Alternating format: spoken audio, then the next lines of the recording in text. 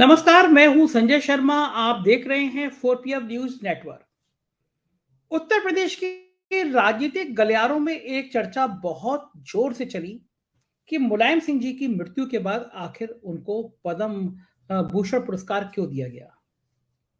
मुलायम सिंह धरती से जुड़े नेता थे, धरती पुत्र कहा जाता था उनको, और इसमें कोई दो राय नहीं। समाज के दलितों, वंचितों, पिछड़ों, इन सब के लिए मुलायम सिंह ने बहुत काम किया। लेकिन भारतीय जनता पार्टी के साथ मुलायम सिंह के संबंध हमेशा 36 के आंकड़े वाले जैसे रहे। भारतीय जनता पार्टी, आरएसएस उनको हमेशा उनके ऊपर आरोप लगाती रही, हमला करती रही।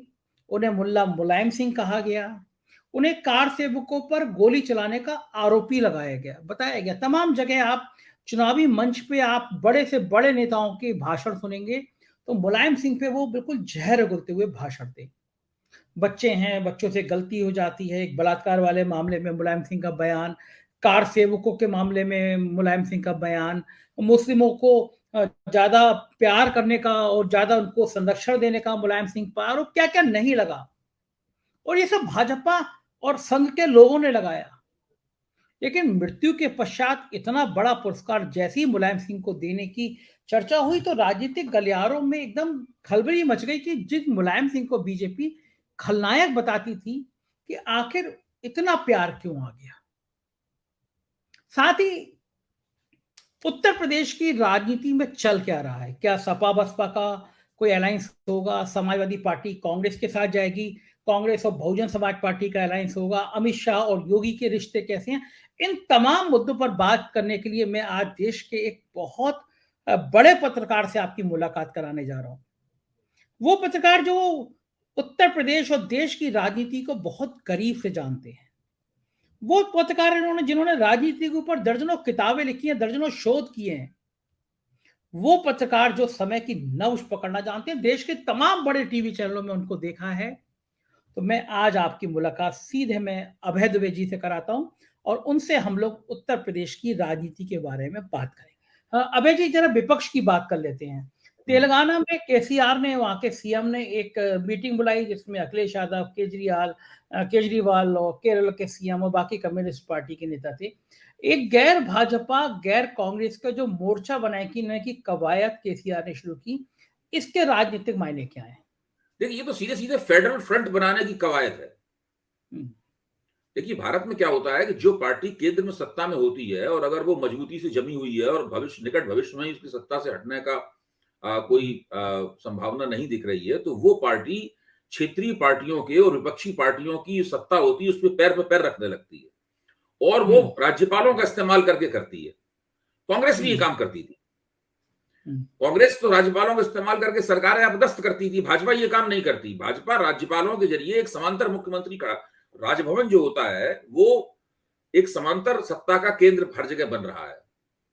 चाहे वो दिल्ली के उपराज्यपाल हो, चाहे वो महाराष्ट्र के उपराज्यपाल, महाराष्ट्र के राज्यपाल हो कोश्यारी साहब, चाहे कहीं, चाहे तमिलनाडु के हों, चाहे पांडिचेरी के हों, सब जगह यही हो रहा है। हम्म, तो जो राजभवन है वहां पर राज्यपाल एक तरह से सत्ता का समांतर केंद्र बन जाता है। जब पश्चिम बंगाल में जगदीप धनखड़ साहब जो आजकल उपराष्ट्रपति हैं वो राज्यपाल थे तो क्या होता था वहां पे? प्रतिदिन उनकी ममता बनर्जी के खिलाफ ममता बनर्जी सरकार के खिलाफ बयान जारी करते रहते थे। वो प्रेस कॉन्फ्रेंसेस करते थे, इंस्पेक्शन करने पहुंच जाते थे। बिल्कुल वो कार्यकारी, राज्यपाल के पास कार्यकारी अधिकार नहीं होते हैं, वो सारे कार्यकारी अधिकार से संपन्न हो ऐसी कार्रवाइयां करते थे और उनका कोई कुछ कर नहीं पाता था। यहां तक कि मीडिया ने भी उनकी इन बातों की कभी आलोचना नहीं की। मुझे संतोष जी ने बताया, संतोष भारती ने, कि वो धनखड़ साहब मीडिया में अपने पुराने संबंधों का फायदा उठाकर उनको फोन करके उनको खुश रखते थे। तो मीडिया भी उनकी आलोचना नहीं करता था और वो ममता बनर्जी के खिलाफ एक समांतर सरकार चला रहे थे वहां पर। तो ये भाजपा ये सब कर रही है। तो ऐसे में विपक्षी सरकारों के लिए जरूरी हो गया है कि वो एक फेडरल फ्रंट बनाए। आपने जो चंद्रशेखर राव ने कार्यक्रम किया था उसके भाषणों को अगर आप देखें, चाहे अरविंद केजरीवाल का भाषण देखें, खुद चंद्रशेखर राव का भाषण देखें, तो आप पाएंगे कि वो सारे के सारे भाषण जो थे वो फेडरल फ्रंट की राजनीति के इर्द गिर्द थे। लेकिन अभय जी, अगर ये इस तरह की पहल होती है तो क्या लगता है इससे तो बीजेपी को फायदा हो जाएगा, क्योंकि जो नहीं, कांग्रेस की देखिए ऐसा है कि ये सब ये इस तरह की हर पहल अंततः विपक्ष की राजनीति को ही लाभ पहुंचाएगी। ये इस तरह के तीन मुकाम इस तरह के प्रयास 3 मुकामों पे हो रहे हैं। एक तरफ नीतीश कुमार हैं, जो बार-बार पटना से दिल्ली जाते हैं, टटोलते हैं, वो 2024 के चुनाव में ध्यान में रखकर सब पार्टियों का मन ले रहे हैं, सब नेताओं का मन ले रहे हैं। एक तो ये गतिविधि ये हो रही है। दूसरी गतिविधि चंद्रशेखर राव और ममता बनर्जी के स्तर पे हो रही है, जो फेडरल फ्रंट बनाने की गतिविधि है। तीसरी गतिविधि कांग्रेस के धरातल पे हो रही है, जो वो कश्मीर में सब लोगों को बुला रहे हैं, ज्यादातर लोगों को बुला रहे हैं। तो बाद में जैसे जैसे ये 2023 खत्म होने की तरफ बढ़ेगा और 10 राज्यों के चुनावों के नतीजे हम लोगों के सामने आ जाएंगे, तब ये सब जो विपक्ष गैर भाजपा राजनीति के जो 3 मुकाम हैं, ये कहीं ना कहीं आपस में मिलकर एक विपक्षी एकता, विपक्षी तालमेल की तरफ बढ़ेंगे। लेकिन ये एक मैसेज तो खराब जाएगा कि विपक्षी आपस में लड़ रहा है। बीजेपी तो कहेगी कि ये एक जगह नहीं है। और जहां तेलंगाना में राहुल गांधी ने कहा कि केसीआर बीजेपी की बी टीम है, तो उससे तो खराब मैसेज जाएगा कि भाई ये एकजुट ही नहीं है। देखिए, ये सब तो होता रहता है, एक दूसरे के खिलाफ बयानबाजी होती रहती है। सवाल ये हम इसको किस दृष्टि से देख रहे हैं। किसी ने बयान दे दिया, हम इसके आधार पर तो नहीं अपनी राय बनाएंगे। भाजपा तो इस तरह के बयान देगी ही। कुछ विपक्षियों के बीच में आप परस्पर एक दूसरे की आलोचना भी होगी, एक दूसरे की उपेक्षा भी होगी। कोई किसी को बुलाएगा, कोई किसी को नहीं बुलाएगा, क्योंकि लोगों के हित जो है वो जगह जगह टकरा भी रहे हैं। तो ये सब तो हो ही रहा है, होगा भी। और इसके होते हुए ही विपक्षी एकता निकलेगी। ये मानना कि सब लोग एक ही भाषा बोलेंगे, सब लोग एक दूसरे को गलबैयां डाले रहेंगे, सब एक दूसरे को देख के मुस्कुराते रहेंगे, किसी की भ्रुकुटी नहीं तनेगी, सबके हित एक जगह मिल जाएंगे, ये थोड़ा ना हो सकता है। भारत में छोटा मोटा बहुदलीय लोकतंत्र थोड़ी ना है। तो कदम कदम पे पार्टी है, कदम कदम पे नेता है। कोई ऐसा मोर्चा बन सकता है अभय जी, जिसमें कांग्रेस भी हो, जिसमें केसीआर भी हो, जिसमें केजरीवाल भी हो, जिसमें अखिलेश भी हो, जिसमें ममता भी हो, नीतीश भी हो? देखिए, ये सब इस बात पर निर्भर करता है कि केंद्र सरकार के खिलाफ एंटी इनकम्बेंसी की मात्रा क्या है और उसकी सघनता क्या है, उसकी तीव्रता क्या है, इस पर निर्भर करता है। अगर केंद्र सरकार के खिलाफ एंटी इनकम्बेंसी मामूली हुई तो कोई विपक्षी एकता नहीं बन पाएगी।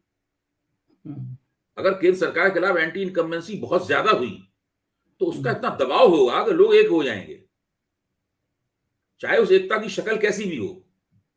ये सब इस बात पर निर्भर करेगा कि मोदी सरकार के प्रदर्शन को आम जनता किस तरह देख रही है, आम लोग किस तरह देख रहे हैं।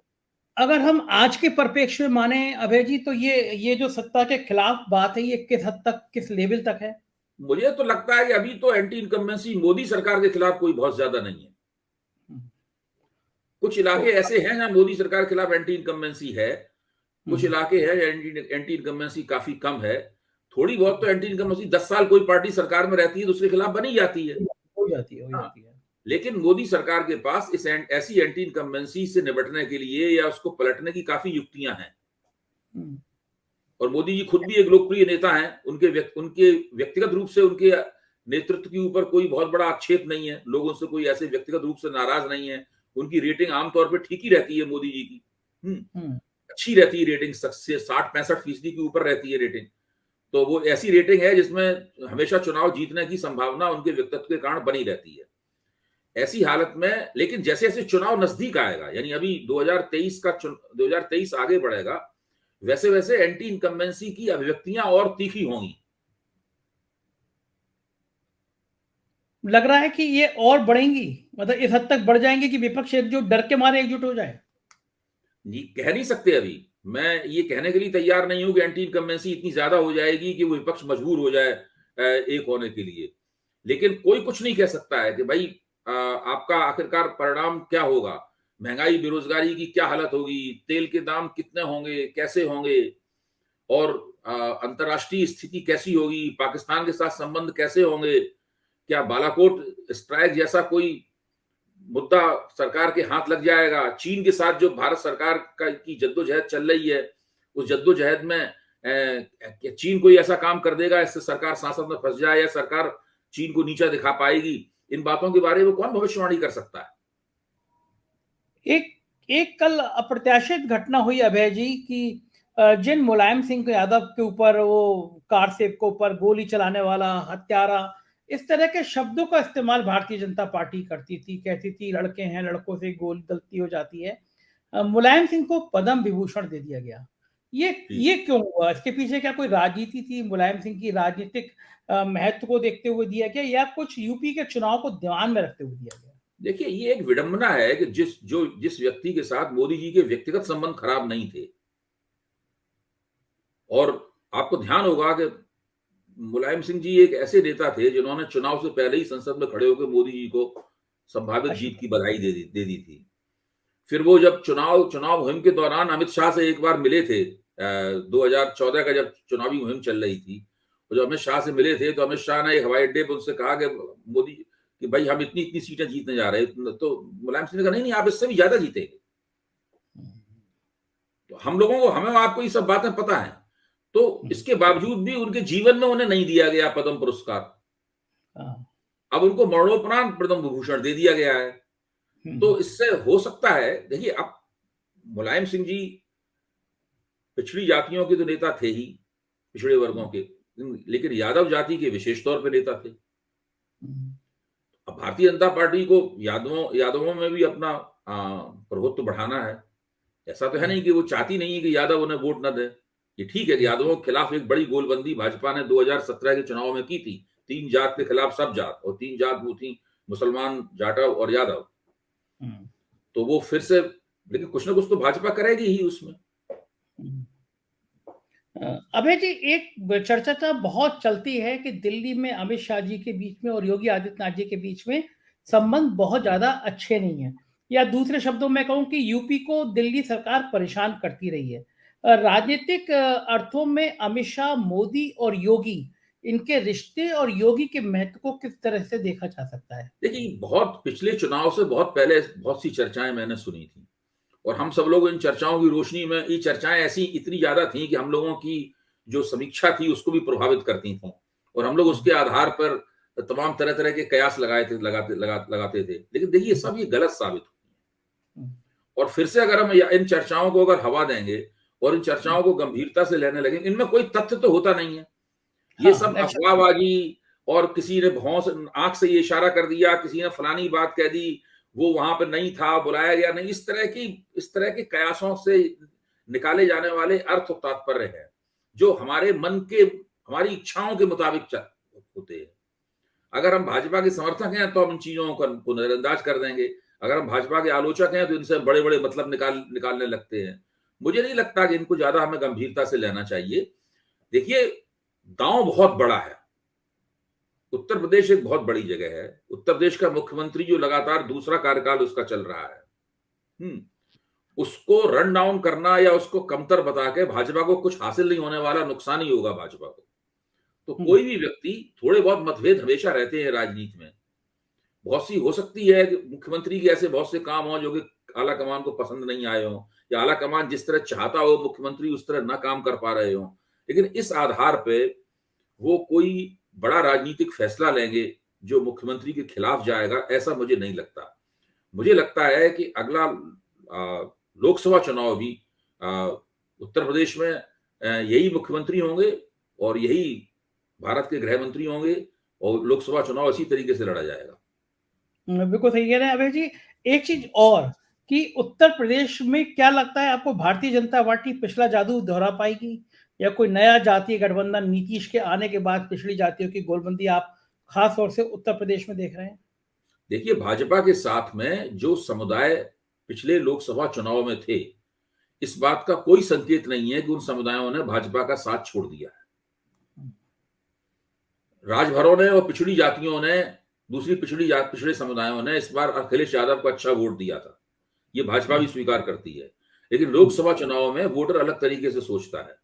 मुझे नहीं लगता कि जिन राजभरों ने भाजपा को वोट पिछले चुनाव में दिया था, उतना ही राजभर भाजपा के खिलाफ फिर वोट देंगे, या मुझे लगता है यादव वोट भी उस तरीके से समाजवादी पार्टी को उतने वोट नहीं देंगे जितने पिछले विधानसभा चुनाव में दिए थे।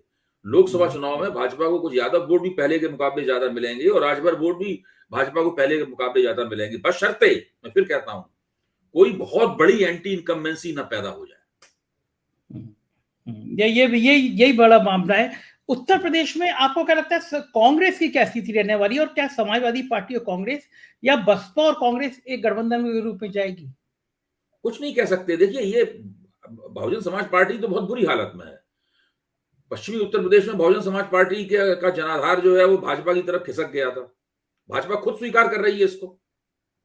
भाई, जाट वोटों में जो कमी आई उसकी पूर्ति जाटों वोटों से की गई, हुई। और मायावती ने ऐसा होने दिया। उसका मैकेनिज्म क्या था ये हमें किसी को नहीं पता है। अगर वो कौन सा मैकेनिज्म था इसके जरिए ये वोट ट्रांसफर हुआ, ठीक बात है, किसी को नहीं पता है इसके बारे में। केवल हम लोग कयासबाजी कर सकते हैं। हुआ तो बिल्कुल जादू जैसा काम था। और भाजपा के लोग इस बात को कहते थे कि ऐसा होगा। हाँ, बीजेपी के लोग तो मानते थे ये बात। बीजेपी के लोग मानते थे कि ऐसा होता। हम लोग नहीं मान रहे थे कि ऐसा होगा। हाँ, ठीक बात है, बिल्कुल सही बात है। हाँ, वो मान रहे थे, उनकी बात सही निकली। हाँ, ठीक बात है। लेकिन उसका मैकेनिज्म क्या है अभी तक हमें नहीं पता है। हम ये तो हम पता लगा लेते हैं कि भाई मायावती ने किस डर से ऐसा होने दिया होगा, लेकिन ये हुआ कैसे, तरीका क्या था ये नहीं पता है। हाँ। तो अभी भी वो सामाजिक दृष्टिकोण से वो कभी भी कुछ भी हो सकता है उत्तर प्रदेश में। देखिए, उत्तर प्रदेश में भाजपा के साथ जो सामाजिक गठजोड़ थे वो विधानसभा चुनाव में जो सामाजिक समुदाय भाजपा के साथ थे वो लोकसभा चुनाव में उसके मुकाबले ज्यादा भाजपा के साथ रहेंगे। हाँ, ऐसा मेरा मानना है। अच्छा, आपको लगता है कि देश में सबसे बड़ी भूमिका इस बार भी उत्तर प्रदेश ही तय करेगा?